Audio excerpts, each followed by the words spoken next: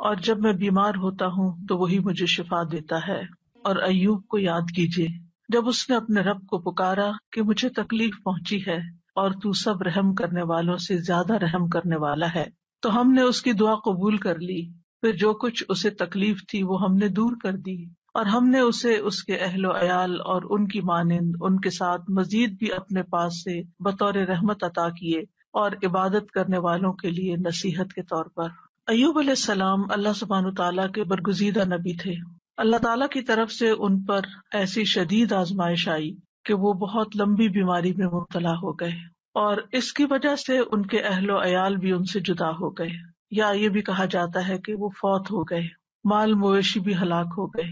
لیکن ایوب علیہ السلام نے ہر مصیبت پر صبر کیا، اپنے رب پر بھروسہ کیا، کوئی شکوہ نہیں کیا، کوئی واویلا نہیں کیا، کوئی شکایت نہیں کی۔ جب تکلیف حد سے بڑھ گئی تو انہوں نے اللہ تعالیٰ سے دعا کی، اے میرے رب، مجھے بیماری لگ گئی ہے اور تو رحم کرنے والوں میں سب سے زیادہ رحم کرنے والا ہے۔ تو اللہ سبحانہ تعالیٰ نے ان پر اپنی رحمت نازل کی، ان کی دعا قبول فرمائی اور حکم دیا کہ زمین پر اپنا پاؤں مارو۔ انہوں نے پاؤں مارا تو ٹھنڈے پانی کا چشمہ نمودار ہو گیا۔ حکم ہوا کہ اسے پیو اور اس سے غسل کرو۔ وہ مبارک پانی پینے اور اس پانی کے ساتھ غسل کرنے سے ان کی ساری بیماری دور ہو گئی، یعنی پانی ان کے لیے شفا کا باعث بن گیا اللہ کے اذن سے، اور وہ پوری طرح صحت مند ہو گئے۔ اللہ تعالیٰ نے انہیں ان کے گھر والے بھی عطا فرما دیے اور اتنے ہی اور بھی دے دیے۔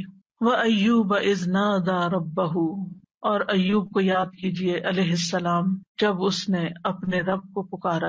ندا کا لفظ ہے، نادا، ندا کہتے ہیں بلند آواز سے پکارنے کو، یعنی ایک دعا ہوتی ہے جو ہم چپ کے مانگتے، جیسے زکریا علیہ السلام نے مانگی، اذ نادى ربه نداء خفیا۔ وہاں ندا کا لفظ ہے لیکن نداء خفیا یعنی ایسی پکار تھی جو کہ چپ کے تھی، لیکن یہاں پر صرف ندا کا لفظ ہے، نادا کا لفظ ہے۔ تو انہوں نے اپنے رب کو پکارا۔ دونوں طرح پکارنا چاہیے، دل ہی دل میں، چپ کے اور بلند آواز سے بھی۔ رب ہر طرح سنتا ہے۔ کیا پکار کے کہا؟ انی مسنی الضر، یا رب مجھے تکلیف پہنچی ہے۔ در سے مراد انسان کی جسمانی بدحالی ہے، بیماری، لاغری، بڑھاپا، یہ سب چیزیں در میں آتی ہیں۔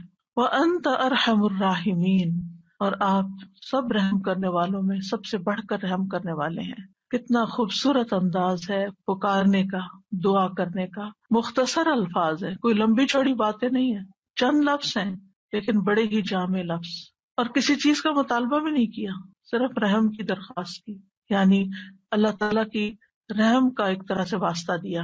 وَأَنْتَ أَرْحَمُ الرَّاحِمِينَ، تو کیا ہوا نتیجہ؟ فَاسْتَجَبْنَا لَهُ، ہم نے اس کی دعا قبول کر لی، اس کی گریہ ازاری قبول کر لی۔ فَكَشَفْنَا بِهِ مِن ضُرٍّ، اور جس تکلیف میں ہم نے اسے مبتلا کیا تھا اس سے عافیت عطا کر دی۔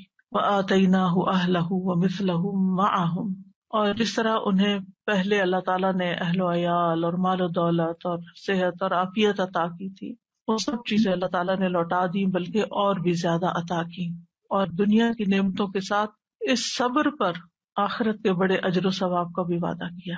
اللہ تعالیٰ نے ایک دوسرے مقام پر ایوب علیہ السلام کے صبر کی تعریف کی ہے، اِنَّا وَجَدْنَاهُ صَابِرًا نِعْمَ الْعَبْدُ إِنَّهُ أَوَّابٌ، بے شک ہم نے اسے صابر پایا، اللہ نے گواہی دے دی کہ وہ صبر کرنے والے تھے۔ ہم صبر بھی کرتے ہیں تو بعض اوقات ایسی تکلیف میں ہوتے ہیں کہ سوچتے ہیں پتہ نہیں یہ بھی صبر ہے یا نہیں، یعنی ہمارا صبر بھی صبر ہے یا نہیں، اس میں بھی ڈاؤٹ ہو جاتا ہے۔ تو اللہ سبحانہ تعالیٰ نے ان کے صبر کو مان لیا کہ صابر ہیں۔ نعم العبد، کتنا اچھا بندہ۔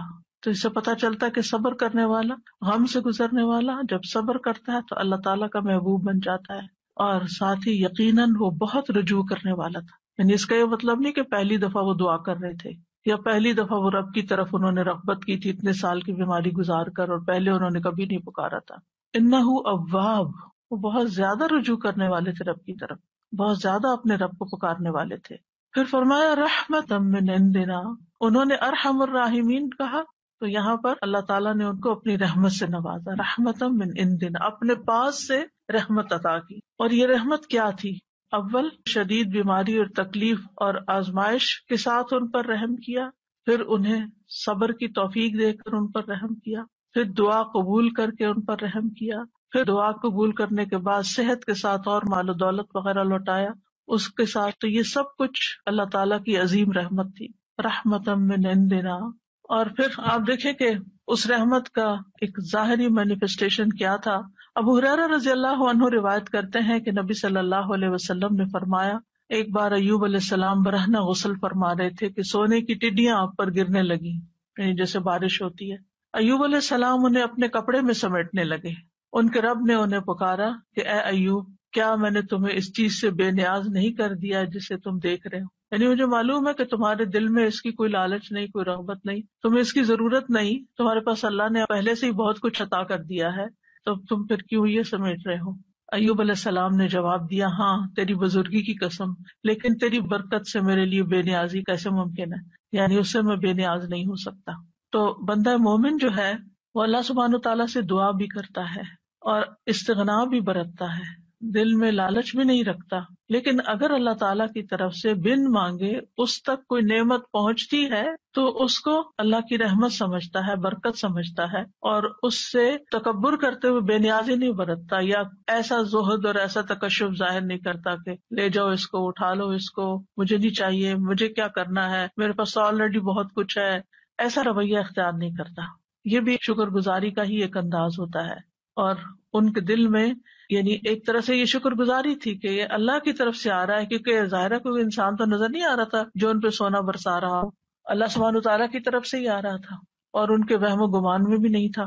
اور جو چیز کسی لالچ اور کسی حرص کے بغیر انسان کے پاس آتی ہے تو اسے اللہ سبحانہ تعالیٰ کی ایک نعمت سمجھ کر شکر گزار ہونا چاہیے بندے کو. وَذِكْرَىٰ لِلْعَابِدِينَ، اور عبادت گزاروں کے لیے ایک نصیحت ہے اس واقعے میں.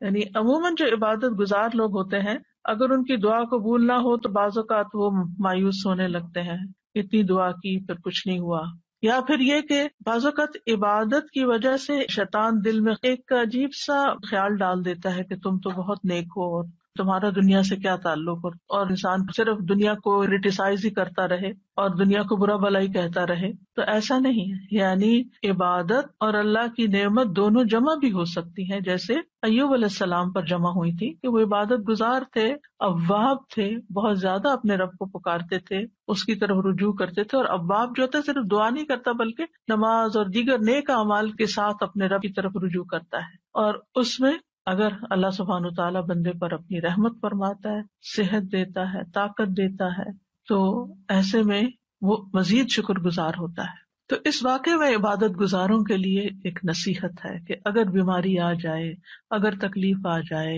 تو پھر کیا کرنا چاہیے.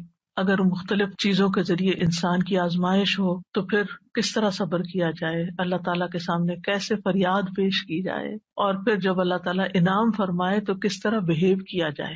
کیونکہ بعض لوگ تکلیف میں تو اللہ تعالیٰ کی طرف رغبت کرتے ہیں، لیکن جب تکلیف دور ہو جاتی ہے تو پھر کیا کرتے ہیں، بھول جاتے ہیں، اور پھر وہ اس کو اپنا کارنامہ بتانے لگتے ہیں کہ میں نے ایسا کیا اور ویسا کیا، یہ ایکسرسائز کی اور یہ دوا کھائی اور یہ طریقہ اختیار کیا تو اس وجہ سے مجھے یہ شفا ہوئی ہے، اور اللہ تعالیٰ کو اس میں سے نکال دیتے ہیں. تو بندہ مومن کسی حال میں بھی، چاہے صبر ہو یا شکر ہو، وہ دونوں کیفیات میں رب ہی کے ساتھ جڑا رہتا ہے. ایوب علیہ السلام کا واقعہ حدیث میں تھوڑی تفصیل کے ساتھ بھی آتا ہے. انس بن مالک کہتے ہیں کہ رسول اللہ صلی اللہ علیہ وسلم نے فرمایا، بے شک اللہ کے نبی ایوب علیہ السلام اپنی آزمائش میں 18 برس بیمار رہے، ایک دو دن نہیں، 18 سال. قریبی اور دور کے لوگوں نے انہیں چھوڑ دیا، ساتھیوں نے چھوڑ دیا، البتہ ان کے بھائیوں میں سے یعنی دینی بھائیوں میں سے 2 آدمی صبح و شام ان کے پاس آتے جاتے رہے. تو ایک دن ایک اپنے دوسرے ساتھی کو کہنے لگا، کیا تو جانتا ہے اللہ کی قسم ایوب نے کوئی ایسا گناہ کیا ہے جو جہان والوں میں سے کسی نے نہیں کیا؟ اس پر اس کے ساتھی نے کہا، وہ کون سا؟ اس نے کہا، دیکھو 18 سال ہو چکے ہیں، اللہ نے اس پر رحم نہیں کیا کہ اس کی آزمائش اس سے ہٹا دے. کیونکہ بعض اوقات عبادت گزاروں کی جب آزمائش لمبی ہو جاتی ہے تو لوگ باتیں بنانا شروع کر دیتے ہیں کہ یہ تو بہت دین والے ہیں، اور یہ تو قرآن والے ہیں، اور یہ تو بہت نمازی ہیں، اور حج عمرے کرتے ہیں، اور پھر دیکھو ان کے ساتھ کیا ہو رہا ہے. تو ان کے اوپر بھی اسی طرح کی بات ہوئی. جب وہ شام کو ایوب علیہ السلام کے پاس آئے تو ایک نے بے صبری میں وہ بات ذکر کر دی کہ وہ کوئی یہ کہہ رہا تھا تمہارے بارے میں. تو ایوب علیہ السلام نے ان کا الزام سن کر کہا، جو کچھ تم کہہ رہے ہو اس طرح کی کوئی بات میرے علم میں تو نہیں ہے. اب ریاکشن دیکھے، ہاں اتنا ضرور ہے کہ اللہ تعالیٰ جانتا ہے کہ 2 آدمیوں کے پاس سے میرا گزر ہوتا تھا جو آپس میں جھگڑ رہے ہوتے تھے، وہ دونوں ہی اللہ کا نام لیتے تھے، پھر میں اپنے گھر واپس آتا اور ان دونوں کی طرف سے کفارہ ادا کرتا اور اس بات کو ناپسند کرتا کہ وہ ناحق اللہ کا نام لے رہے ہیں، یعنی یہ مجھے اچھا نہیں لگتا تھا کہ وہ اللہ کا نام لے کے لڑ رہے ہیں، تو میں ان کی بخشش کے لیے صدقہ کر دیتا تھا کہ ان کی پکڑ نہ ہو اس پر، یعنی ایسے نیک انسان۔ بہرحال ایوب علیہ السلام کی آزمائش اور بیماری ایسی تھی کہ جب وہ قضائے حاجت کے لیے باہر جاتے اور فارغ ہو جاتے تو ان کی بیوی ان کو ہاتھ سے پکڑ کر سہارا دیتی تھی حتیٰ کہ وہ واپس اپنی جگہ پر پہنچ جاتے، یعنی اتنے کمزور اور لاغر ہو گئے تھے۔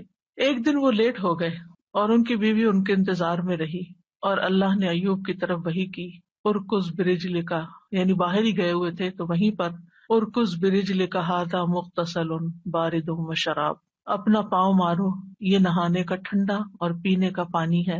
ادھر ان کی بیوی سمجھ رہی تھی کہ وہ دیر کر رہے ہیں، یعنی اپنی حاجت سے فارغ ہونے دیر ہو رہی ہے اور وہ ذرا ہٹ کے کھڑی ہوں گی اور انتظار کر رہی تھی۔ جب وہ واپس پلٹے تو اللہ نے ان کی تمام بیماریاں دور کر دی اور وہ بہت حسین لگ رہے تھے۔ جب ان کی بیوی نے ان کو دیکھا تو پہچان نہ سکی، پوچھا اللہ تمہیں برکت دے، کیا تم نے اللہ کے نبی جو بیمار ہیں انہیں دیکھا ہے؟ اللہ کی قسم جب وہ صحت مند تھے تو تم سے سب سے زیادہ مشابہت رکھتے تھے۔ تو انہوں نے کہا میں وہی ایوب ہوں، یعنی اتنی دیر میں ہی تکلیف دور ہو گئی۔ اور کس سے؟ پانی سے۔ ایوب علیہ السلام کے 2 کھلیان تھے، ایک گندم کا تھا اور ایک جو کا۔ اللہ نے اس پر 2 بادل بھیجے، ایک بادل گندم والے کھلیان پر آ کر سونا برسانے لگا حتیٰ کہ وہ سونا بہنے لگا، اور دوسرا جو کے کھلیان پہ آ کے چاندی برسانے لگا یہاں تک کہ چاندی بہنے لگی۔ اس طرح اللہ نے ان کو مال بھی دیا اور دولت کثیر بھی دی، یعنی ان کی نعمتیں پہلے سے بھی زیادہ ہو گئی، اگرچہ 18 سال کی آزمائش تھی۔ اس دوران وہ اللہ کے نبی بھی رہے، یعنی اللہ تعالیٰ نے اس بیماری کے باوجود ان سے ان کی ذمہ داری نہیں لی بلکہ وہ اس کو ادا کرتے رہے۔ اور ایک وفادار بیوی تھی اور 2 دینی ساتھی تھے جو آتے جاتے تھے، باقی سب چھوڑ گئے تھے۔ چونکہ اس کے آخر میں آیا ہے کہ ذکر للعابدین، اس کہانی میں، اس واقعے میں عبادت گزاروں کے لیے، نیک لوگوں کے لیے ایک بڑی نصیحت ہے کہ اگر تکلیف آئے اور آزمائش آئے تو پھر کرتے کیا ہیں۔ اس سے یہ بھی پتہ چلتا ہے کہ آزمائش نبی اور غیر نبی دونوں پر آ سکتی، کیونکہ ہمارے ذہن میں یہ خیال ہوتا ہے کہ جو نیک لوگ ہیں ان پر آزمائش نہیں آ سکتی، نہیں، سب پر آ سکتی۔ انبیاء بھی آزمائے جاتے ہیں، بلکہ انبیاء کی آزمائش زیادہ ہوتی ہے، اور پھر جو ان سے قریب تر ہوتے ہیں، یعنی جتنے جتنے نیک ہوتے ہیں اس کے مطابق۔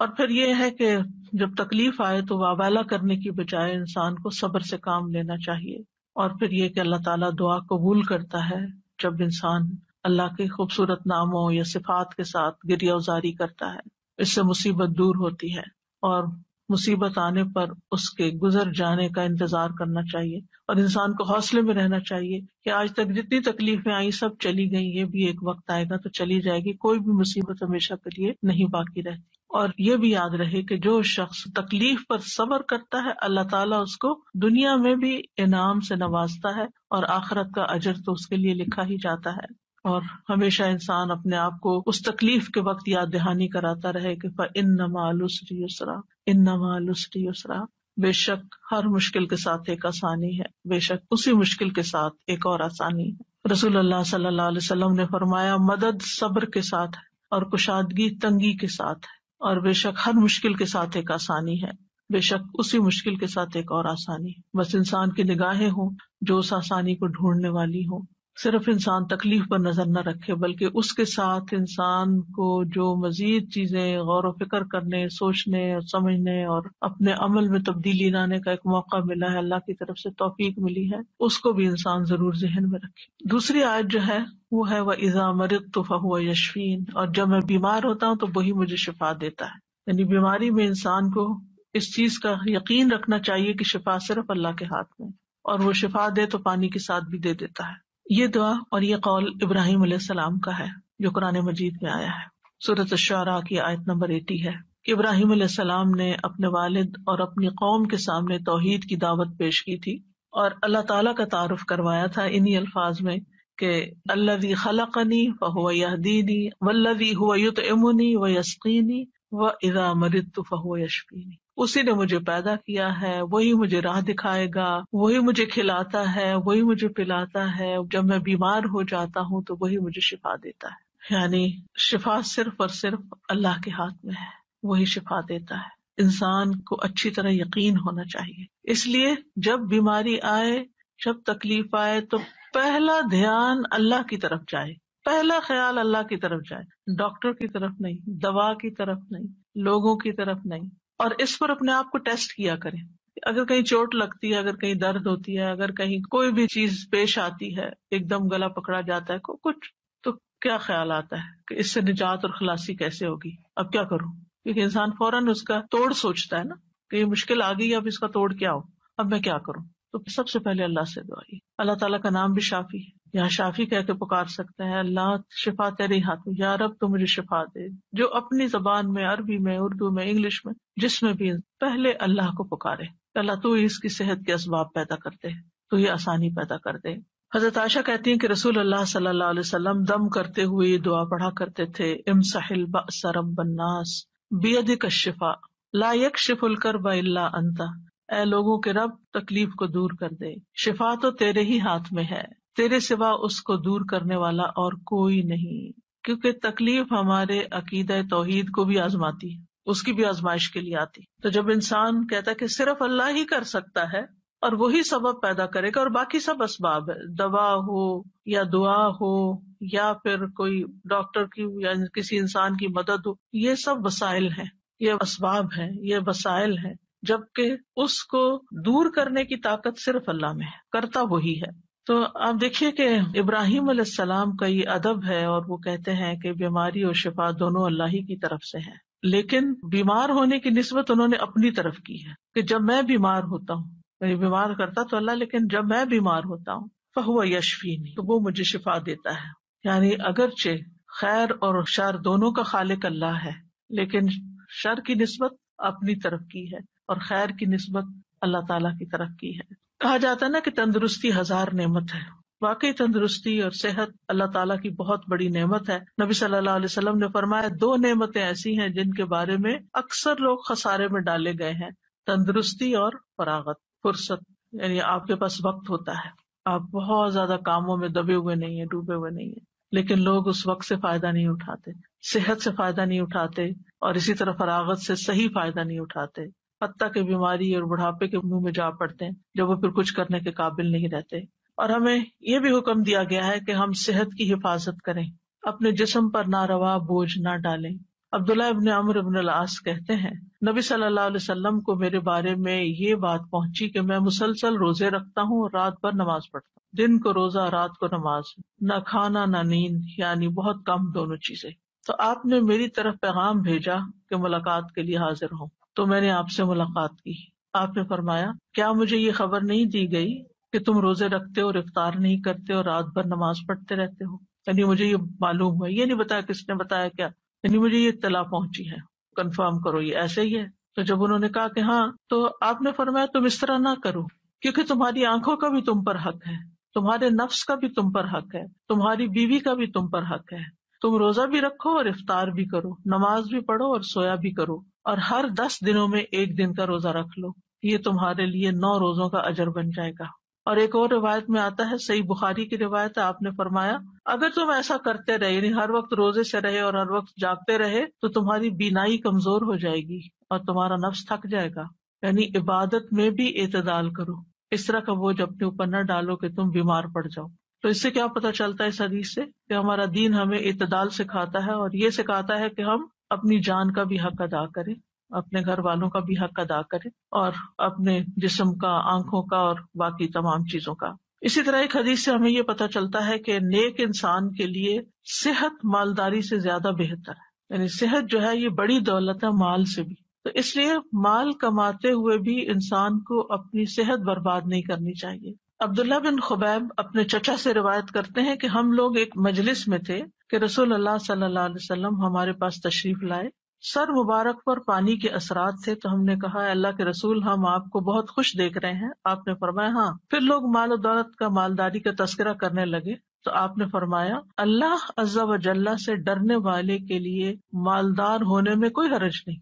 یعنی ایک شخص کے اندر اگر اللہ کا تقوی اور خوف ہے اور ساتھ اس کے پاس مال بھی بہت ہے تو کوئی حرج نہیں، کوئی گناہ کی بات نہیں۔ البتہ اللہ عز و جل سے ڈرنے والے کے لیے مالداری سے زیادہ بہتر چیز صحت ہے، اور دل کا خوش ہونا اللہ کی نعمت ہے۔ یعنی اگر انسان صحت مند ہے اور اس کے دل میں بھی اطمینان ہے اور وہ خوش ہے تو یہ بہت بڑی نعمت ہے۔ آج آپ دیکھیں کہ بعض لوگ دنیاوی اعتبار سے بہت کامیابیاں حاصل کر لیتے ہیں، بڑے بڑے ریکارڈ توڑ لیتے ہیں، لیکن پھر کیا ہوتا ہے اس کے بعد؟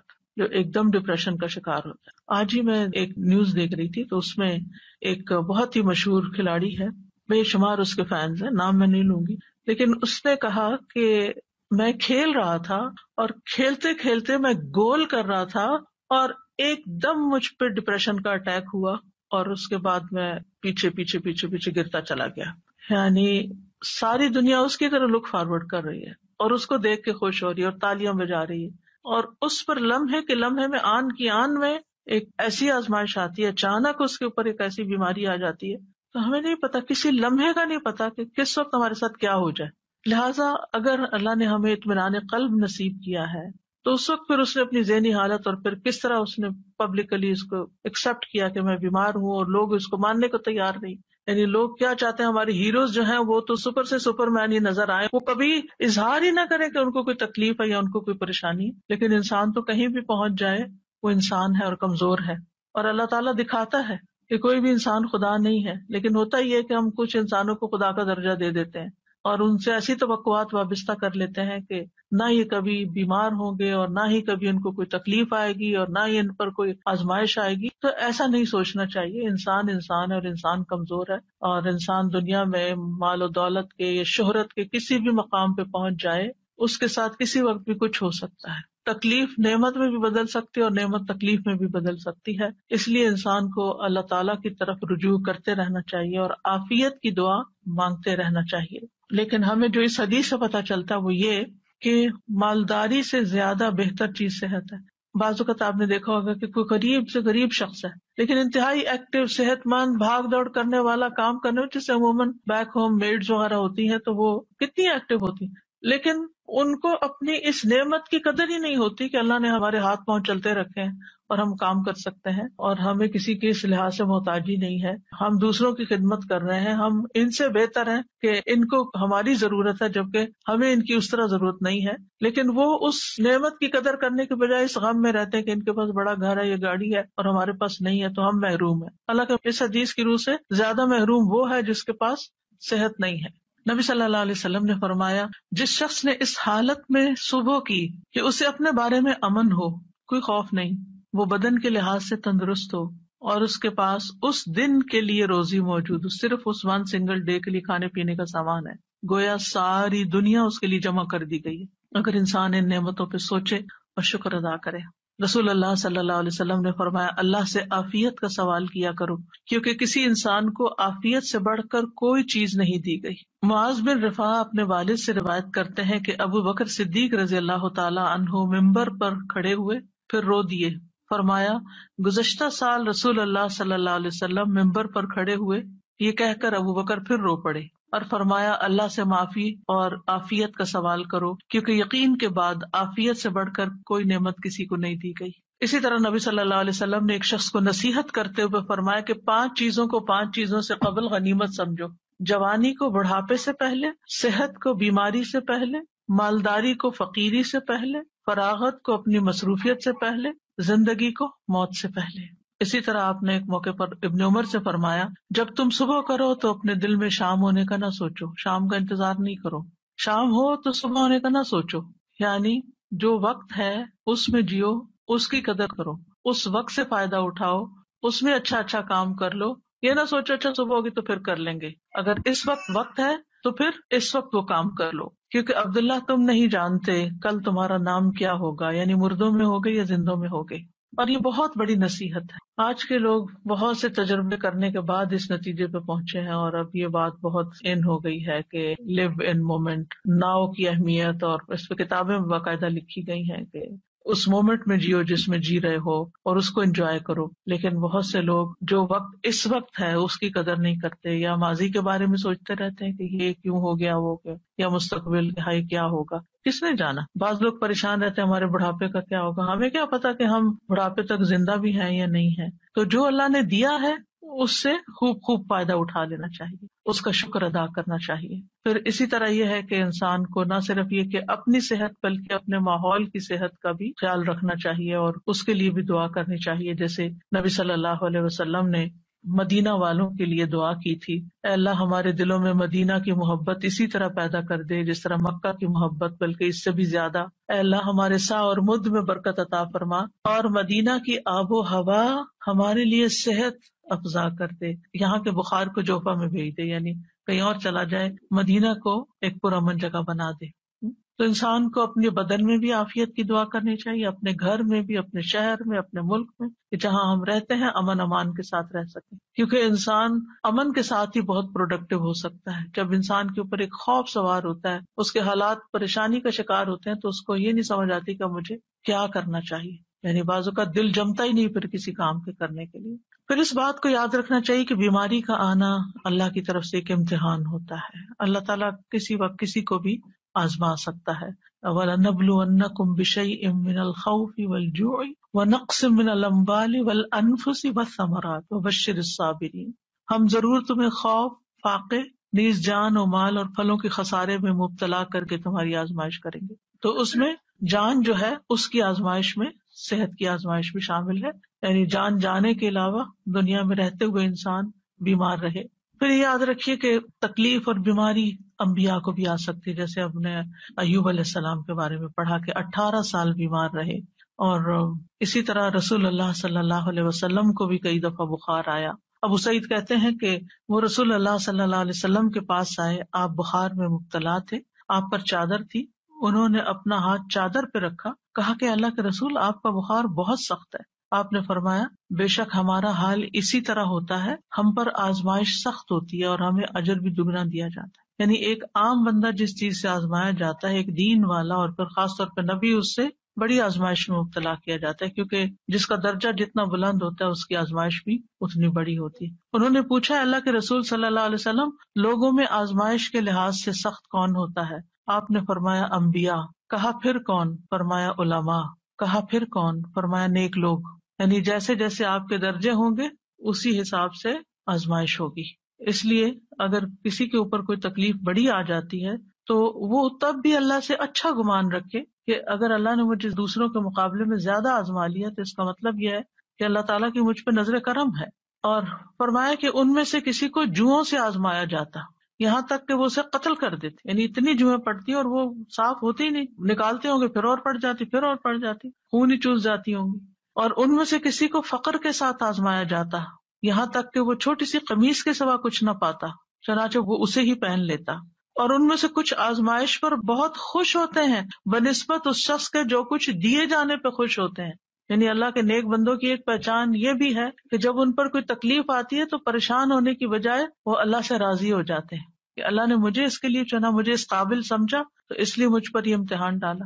یعنی عافیت تو مانگنی چاہیے، لیکن مانگنے کے باوجود اگر اللہ تعالیٰ آزما لیتا ہے تو ناراضگی کی کوئی گنجائش نہیں. مثلاً ایک انسان نیک کام کر رہا ہوتا ہے لیکن ابھی اس کا وہ درجہ نہیں اونچا گیا، وہ گراف ابھی نیچے ہی ہے، کہ یکایک ایسی مصیبت آتی ہے کہ جس پہ صبر کی وجہ سے وہ اعلیٰ ترین درجے پہ پہنچ جاتا ہے، اور اگر وہ صبر نہیں کرتا تو پہلے سے بھی نیچے آ جاتا ہے. انبیاء کو دو آدمیوں کے برابر بخار ہوتا ہے. پھر آپ دیکھیے کہ مسلمان کو جب کوئی کانٹا بھی چبھتا ہے تو پھر اس کے ذریعے اللہ تعالیٰ اس کے گناہوں کو ایسے دور کرتا ہے جیسے سوکھے درخت سے پتے جھڑ کے اس کو صاف کر دیتے ہیں. مریض کے لیے خوشخبریاں بھی ہیں. اب اپنی کوئی نہ کوئی بیماری تکلیف یاد کر لی، کیونکہ آج کل تو ہر شخص کسی نہ کسی بیماری میں کہیں نہ کہیں مبتلا رہتا ہی ہے، اور وہ بہت بودر بھی کرتی ہے بعض اوقات کہ کب میری جان چھوٹے گی اس سے، اور یہ کیوں ہے، اور مجھے اتنی دوا کھانی پڑتی ہے، اور باقی لوگ بغیر دواؤں کے بھاگے دوڑے پھرتے ہیں. تو انسان بلا وجہ اپنے اوپر ایک شیطانی وسوسوں کی وجہ سے بوجھ محسوس کرنے لگتا ہے.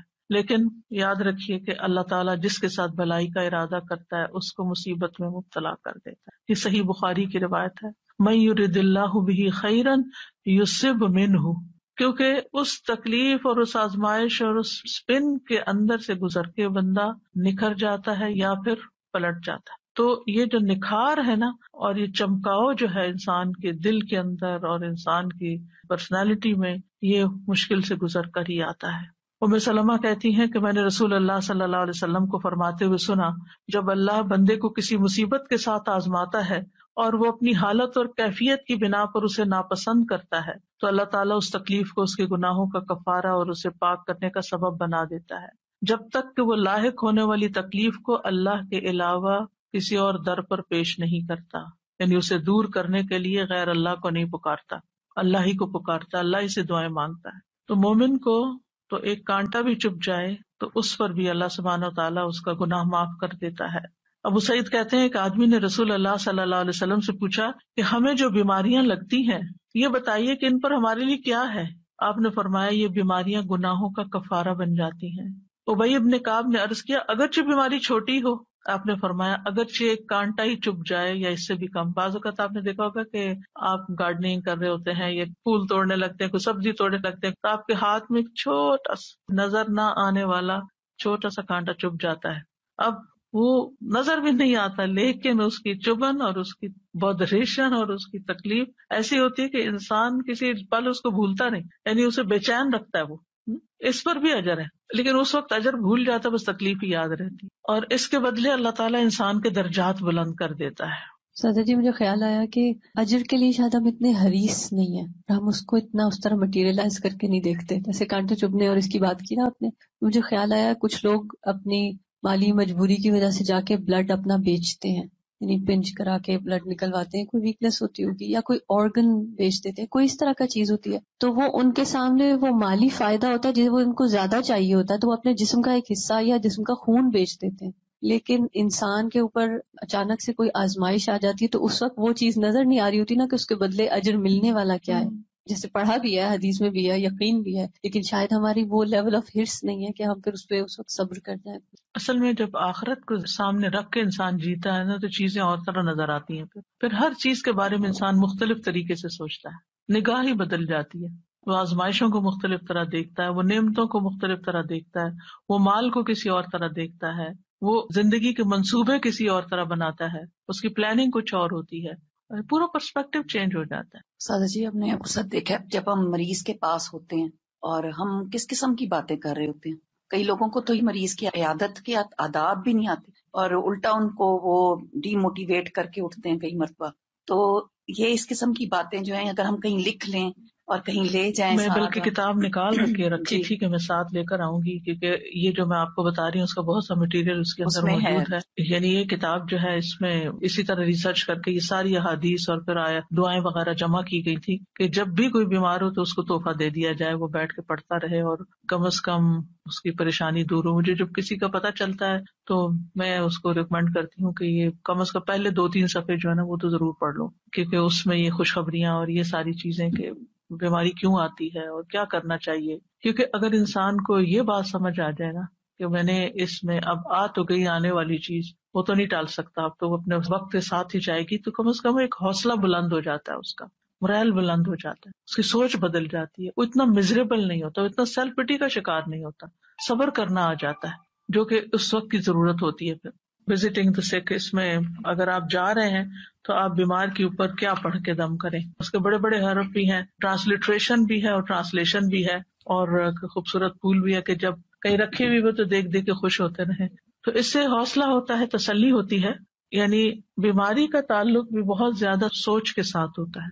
کسی بھی مشکل کے وقت اگر آپ کی سوچ پازیٹیو ہے نا تو آپ کے لیے وہ تکلیف ہلکی ہو جائے گی. وہ اچانک اٹیک تو ہوتا ہے، آپ ہرٹ ہوتے ہیں، لیکن پھر آپ اس سے فوراً نکل آتے ہیں. مریض کے احکام یہ ہر بندے کے پاس ہونی چاہیے. بیمار ہوں تو فوراً ہی نکالیں.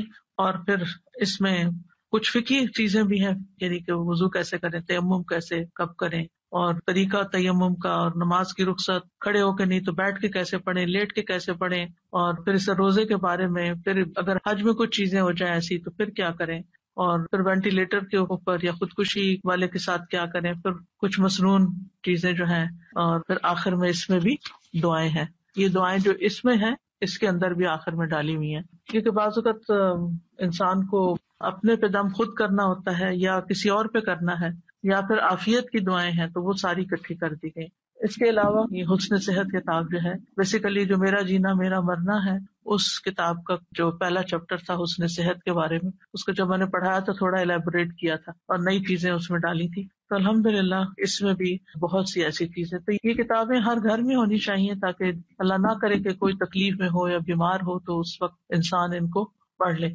میں نے تو اپنے دائیں ہاتھ کے پاس رکھی ہوئی ہے تاکہ وقتاً فوقتاً پڑھ کے اپنی سوچوں کا علاج بندہ کرتا رہے، اپنا مورال بہتر کرتا رہے. کیونکہ بیماری تو بیماری ہوتی ہے لیکن اس کے اندر جو پریشانی اور جو نیگیٹو تھنکنگ اور شیطان کے وساوس وہ انسان کو زیادہ بیمار کر دیتے ہیں. اور جب انسان کو یہ ہوتا ہے کہ بیماری اللہ کی رضا کا سبب بھی بن جاتی ہے تو انسان کے لیے حوصلہ ہو جاتا ہے. وہ کیلنڈر بھی اسی مقصد کے لیے بنایا تھا کہ ڈاکٹرز کی ٹیبل پر ہو وہ، کیونکہ ہوتا یہ ہے کہ جب ڈاکٹر کی ٹیبل پہ کوئی چیز بھی رکھی ہوتی ہے نا تو مریض جب بیٹھا ہوتا ہے تو ادھر ادھر کچھ نہ کچھ پڑھتا رہتا ہے، تو اس دن کا ڈیٹ بھی ہو اور پھر ساتھ وہ حدیث بھی پڑھ لیں. میں نے رکھا ہوا مین روم میں، اس کو بدلتی رہتی ہوں، آتے جاتے پڑھتے رہتے ہیں. بالکل.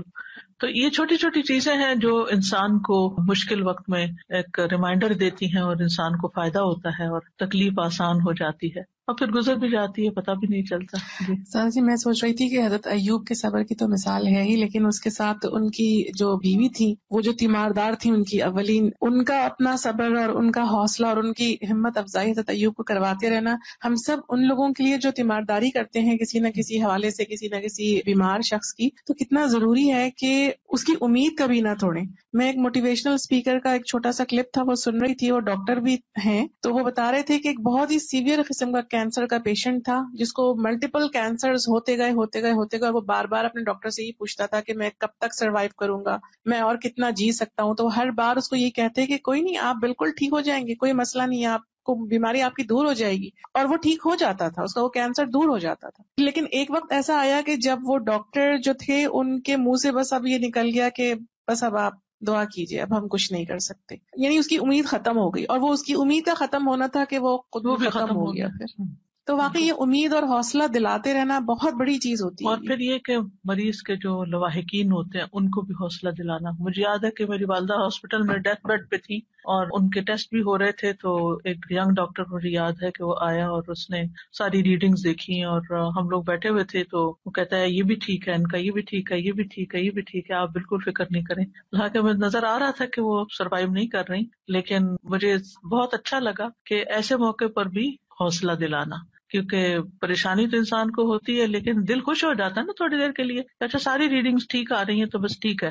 بالکل اسی طرح سے میں اپنے والد صاحب کا ایک شیئر کرنا چاہوں گی کہ جب انہیں ڈائگنوز ہوا تھا کہ انہیں کینسر ہے، اور وہ ماشاءاللہ کافی ایجڈ بھی تھے، لیکن ان کی تھرو آؤٹ دا لائف ان کی صحت ماشاءاللہ قابل رشک کی رہی. اس ٹائم پہ وہ واک کیا کرتے تھے جب پاکستان میں کسی کا کوئی کانسیپٹ بھی نہیں تھا کہ واک کرتے ہیں. تو ڈاکٹرز کے بعد جب گئے تو ڈاکٹرز نے کہا، ینگ ڈاکٹرز تھے، اور انہوں نے کہا کہ ہمیں آپ سے موٹیویشن ملتی ہے کہ آپ ریڈی ہیں کیمو کروانے کے لیے بھی. حالانکہ ان کی جو ایج تھی وہ ریکمینڈ نہیں کرتے تھے. تو میرے ابا جی کہتے تھے کہ نہیں الحمدللہ میں کر سکتا ہوں. اور مجھے ایک دفعہ جب ان کا فون کال یہاں پر آیا، کیونکہ جب میں انہیں کال کرتی تھی تو شاید وہ نہیں مجھے مل رہے تھے، اور جب وہ مجھے کال کرتے تھے تو میں نہیں مل رہی تھی، تو میرے پاس ان کا ریکارڈنگ میں آیا کہ بیٹے پنجابی میں انہوں نے مجھے کہا کہ میں تمہارا ابو سرور احمد بات کر رہا ہوں، اور تم میرے لیے پریشان نہ ہونا، میں اللہ کی رضا پہ راضی ہوں، اور میں ساری زندگی بہت اچھی گزری الحمدللہ، اور مجھے کوئی شکوہ کسی سے نہیں، تو میں فیس کروں گا اس کو. اور وہ اس سے کافی بہتر بھی ہو گئے الحمدللہ. لیکن ایک وقت تھا کہ پھر جانا ہی تھا جو ہمیں نظر آ رہا تھا کہ اب یہ نہیں رہیں گے. تو میں نے انہیں کہا کہ ابا جی آپ مجھے کچھ لکھ کے تھے کہ مجھے پتا تھا کہ اب یہ نہیں رہیں گے. تو انہوں نے مجھے کہا کہ بیٹا میرا قلم ساتھ نہیں دیتا، ہاتھ ساتھ نہیں دیتا. میں نے کہا نہیں آپ مجھے کچھ لکھ کے دیں. تو انہوں نے مجھے ایک چھوٹا سا لیٹر لکھ کے دیا جس میں محسوس کر رہی تھی کہ ان کا ہاتھ کانپ رہا ہے اور ان کا قلم واقعی ساتھ نہیں دیتا، لیکن اس میں جو دعائیں تھیں وہ میرے دل پہ لکھی ہوئی ہیں. الحمدللہ اللہ پاک ان سب کی مغفرت کرے، ہمیں ان کے لیے صدقہ جاریہ بنا دے. آج اتفاق سے نورین ملک بھی ہمارے ساتھ ہیں، یہ بھی ایک کووڈ کے بہت ہی شدید ترین کیفیات سے گزری. میں چاہوں گی کہ اپنا ایکسپیرینس شیئر کریں کہ کس طرح آپ کا علاج ہوا.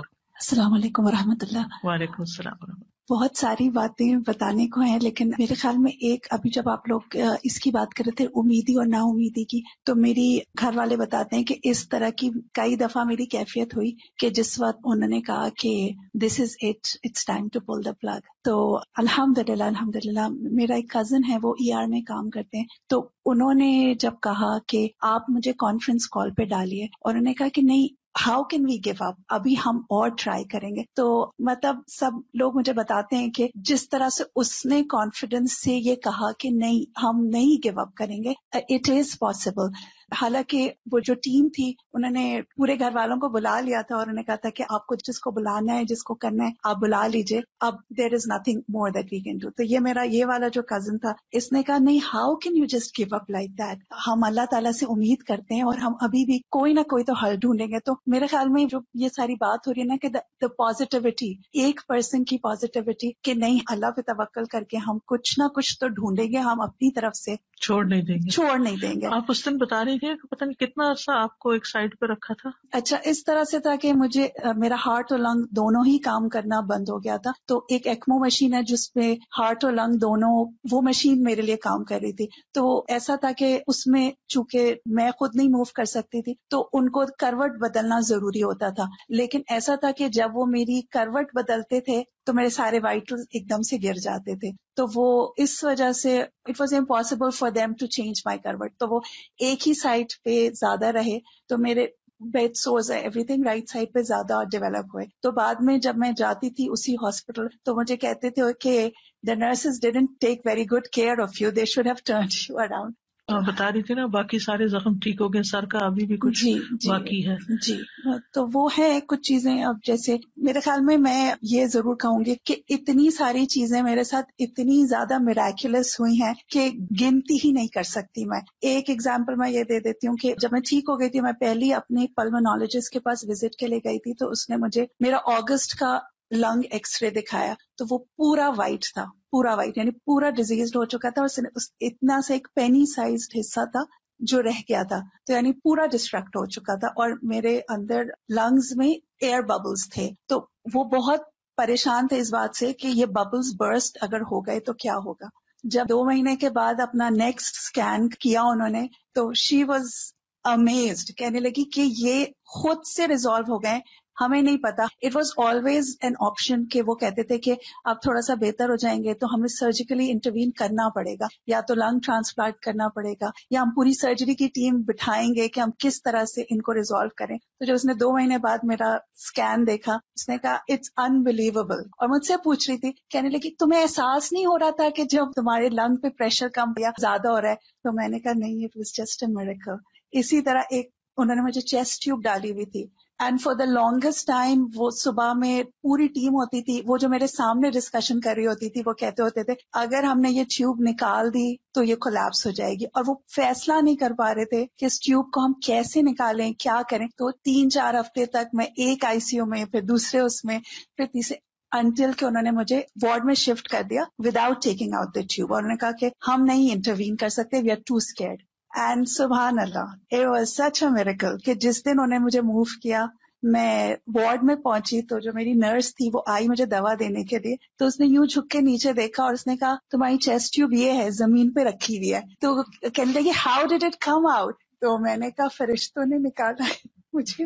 الحمدللہ. تو مطلب یعنی کہ وہ ڈاکٹرز نہیں فیصلہ کر پا رہے تھے کہ ہم کیسے کریں، اینڈ وہ جسٹ لٹرلی میراکولسلی وہ ڈراپڈ آؤٹ تھے. انہوں نے فورن سرجری کی ٹیم بتائی سب کچھ. وہ مجھ سے پوچھے تھے یہ کیسے ہوا، میں نے کہا آپ بتائیں کیسے ہوا. اٹ واز سرجیکلی سوچرڈ ان، مطلب وہ سلی ہوئی تھی اندر. دیر واز نو وے کہ کوئی ہیومن بھی اس کو ایسے کھینچ کے نکال دے. لیکن جب انہوں نے مجھے شفٹ کیا تو وہ ٹیوب خود سے زمین پہ تھی. I mean was one of those things کہ وہ فیصلہ ہی نہیں کر پا رہے تھے اگر ہم نے کیا تو اس کے ساتھ کیا ہوگا. تو وہ میں یہی کہہ سکتی ہوں اللہ تعالیٰ نے زندگی لکھی ہو تو پھر شفا اللہ دیتا ہے. جی بالکل. اس طرح کی چھوٹی چھوٹی بہت ساری باتیں میرے بیک پہ نہ موو کرنے کی وجہ سے اتنا، یعنی 6 inches wide, 6 inches deep, 6 inches اندر ٹنل کیا ہوا اتنا بڑا زخم تھا جس کی وجہ سے میں ہل نہیں سکتی تھی. میں جب ڈاکٹر سے پوچھتی تھی یہ کتنے دن میں ہیل ہوگا تو مجھے کبھی کوئی ٹائم لائن نہیں دیتے تھے. وہ ہمیشہ کہتے تھے یہ جب ہوگا تو ہوگا. اینڈ جب میں ریہیب میں تھی وہ نرسز میری ڈریسنگ چینج کرتی تھی within a period of 2 weeks 6 inches से वो 2 inches हो गया, और वो देखते थे और वो कहते थे we have never seen this kind of healing. आप करती क्या थी, कौन सी दुआएं पढ़ती थी? दुआओं पे मैं ये अभी आप जब हजरत अय्यूब की दुआ बता रही थी तो मैं ये बात बहुत सोच रही थी कि जब भी मैं पहले अपनी जिंदगी में ये वाली दुआ देखती थी ना, अल्लाहुम्मा अन्नी मस्सनी अद्दुर, तो मैं हमेशा ये सोचती थी कि ये दुआ कैसे हो सकती है कि अल्लाह ताला से आप कह रहे हैं कि मुझे तकलीफ हुई है, लेकिन जब मेरी आंख खुली तो मैं हिल नहीं सकती थी, मूव नहीं कर सकती थी, इतनी सारी ट्यूब्स थी. द ओनली दुआ that I could make was अल्लाहुम्मा अन्नी मस्सनी अद्दुर, कि मुझे तकलीफ है, मुझे ये नहीं पता था मैं किस चीज के लिए दुआ मांगूं, आंखें ठीक हो जाए, हाथ ठीक हो जाए, क्योंकि I couldn't move, I couldn't speak. मुझे पहली दफा एहसास हुआ कि जो लोग बात नहीं कर सकते हैं उनको कितनी बेचारगी का एहसास होता है, क्योंकि आई कुडंट टॉक. और वो ये भी नहीं उनको समझ आ रही थी कि ये बोलेगी तो कैसे हम क्या करें कि ये बोलना शुरू हो जाए. मैनी थिंग्स, मतलब तो मुझे वो एहसास हुआ कि जो लोग हाथ ना हिला सकते हो उनको कैसा लगता होगा. अल्लाह ताला ने हमें कितनी नेमतें दी हैं. मैं हाथ उठा के पानी नहीं पी सकती थी, मैं उनको इशारे से कहती थी कि मुझे पानी दे दें, तो उनको समझ नहीं आती थी. फिर वो किसी तरह पानी का ग्लास करीब आया तो मैं उठा नहीं सकती थी, उठाया मुंह में डाला तो मैं स्वॉलो नहीं कर सकती थी. तो आई वाज जस्ट थिंकिंग कि एक पानी का ग्लास पीना हम कितना नॉर्मली उठाया और पी लिया, लेकिन आप उठा ना सके, मुंह तक पे जा ना सके, उसको डाल ना सके, और मुंह में चला भी गया तो फिर उसको swallow ना कर सके. एक एक्ट में अल्लाह ताला की कितनी रहमतें हैं और नेमतें हैं, हम कितनी दफा अल्हम्दुलिल्लाह कहें. अल्हम्दुलिल्लाह. मतलब I mean I have a list of जो मिरेकल्स हैं. मेरे ख्याल में इसमें मैं ये जरूर कहूंगी कि मैं लोगों को ये कहती हूँ कि मैं तो मुआजिज़ा हूँ दुआओं का, लेकिन जिन लोगों ने मेरे लिए दुआ की है उन्होंने कितनी तड़प के मांगी थी कि अल्लाह ताला ने सबकी दुआ मेरे लिए कबूल की है. अल्हम्दुलिल्लाह. जाज़ाकल्लाह खैर. सईद कहते हैं कि मैं सलमान के साथ किंदा में एक मरीज की आदत के लिए गया. जब वो मरीज के पास आए तो उन्होंने कहा खुश हो जाओ.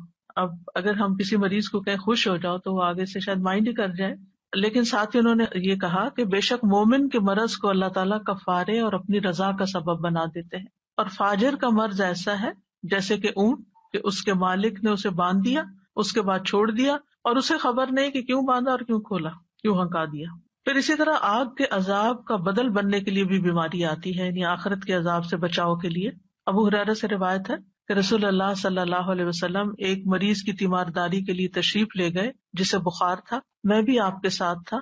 आपने उसे फरमाया खुश हो जाओ, बेशक अल्लाह ताला फरमाते हैं ये बुखार मेरी आग है जिसे मैं अपने बंदे पर दुनिया में मुसल्लत कर देता हूँ ताकि उसकी आखिरत वाली आग के अजाब का बदल बन जाए. इसलिए बुखार को कभी बुरा भला नहीं कहना चाहिए. नहीं, दुनिया का बुखार आखिरत के अजाब से बचाव का जरिया बन जाता है. फिर इसी तरह आम दिनों में इंसान जो नेक अमल करता रहता है, बीमारी में अगर नहीं कर सकता तो वो उसके लिखे जाते हैं.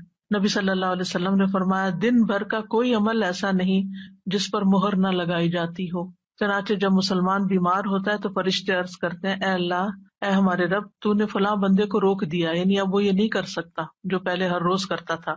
रब अज़्ज़ा व जल फरमाता है कि उसके तंदुरुस्त होने तक जैसे वो अमाल करता है उनकी मोहर लगाते जाओ, या ये कि वो फौत हो जाए तो फिर और बात है. यानी बीमारी में उन सारे अमाल को उसके लिए मोहर लगाते जाओ, यानी उन्हीं अमाल को रेप्लिकेट करते जाओ कि गोया कि वो कर रहा है. रसूलुल्लाह सल्लल्लाहु अलैहि वसल्लम ने फरमाया जब कोई बंदा बीमार होता है या सफर में जाता है तो उसके वो तमाम अमल लिख दिए जाते हैं जो वो हालत क़याम और ज़माने तंदुरुस्ती में किया करता था. और दुनिया में जिन पे तकलीफ आती है अगर वो सब्र करे तो क़यामत के दिन उनको मिलने वाले अजर को देखकर लोग तमन्ना करेंगे काश हमारी जिल्दें कैंचियों से काट दी जाती. फिर इसी तरह बाज बीमारियों में जब लोग फौत हो जाते हैं तो शहादत का सवाब मिलता है. रसूलुल्लाह सल्लल्लाहु अलैहि वसल्लम ने फरमाया फी सबीलिल्लाह मारे जाने के अलावा 7 तरह की शहादत और है. एक वो जो ताउन की बीमारी में मरे, दूसरे जो पानी में डूब कर मरे, तीसरे जो जातुल जम जैसे फेफड़ों की बीमारी उसमें मरे, चौथा पेट की बीमारी में मरने वाला, पांचवा जल कर मरने वाला, छठा छत या दीवार के नीचे दब के मरने वाला, सातवें वो औरत जो हामिला हो और मर जाए. ये सब शहीद कहलाएंगे. ये सब भी शहादतें हैं. फिर अल्लाह के इज़्न से बीमारी जो है वो जन्नत में दाखिले का जरिया भी बनती है. और उसमें वो खातून जिसको मिर्गी का दौरा पड़ता था और उसने दुआ के लिए कहा तो आपने फरमाया अगर तुम चाहो तो सब्र करो, तुम्हारे लिए जन्नत है, और चाहो तो मैं तुम्हारे लिए दुआ कर दूं कि अल्लाह तुम्हें सेहत और आफियत दे दे. تو اس نے کہا کہ میں صبر کروں گی لیکن میرا سطر کھل جاتا ہے، تو آپ دعا کریں کہ میں جب بے ہوش ہوں تو پھر میرا سطر نہ کھلے، تو آپ نے اس کے لیے دعا کر دی. آج کے لیے اتنا ہی کافی ہے.